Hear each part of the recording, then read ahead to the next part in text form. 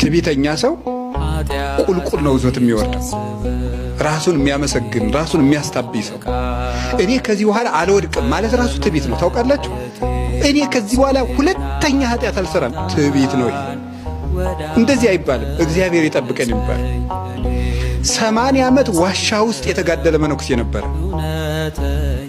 ከዚህ በኋላ ከተማ ሄጄ 1 ወር አርፌ ልመጣ ነው አለ። ይተው አባ ሴት አይተው ስለማያውቁ ይወድቃሉ አላቸው። እኔ አባ 80 ዓመት ተቀጥቅጬ ተጋድዬ መላእክትን ለማየት በቅቼ የራስህን ውድቀት ተናገር አሉ። ሄደ፣ ውድቀት ገጠመው። ልጅ ወልዶ ተሸክሞ ይዞ መጣ።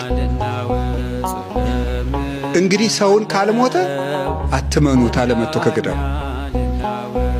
ሰው ሲሞት ነው። ካልሞተ ሰው ገሌ ቅዱስ ነው አይባልም ማለት። ቢሰማ ኑሮስ ምክር እኔ ቅዱስ ነኝ፣ እኔ ንጹሕ ነኝ፣ እኔ አልወድቅም አይባልም።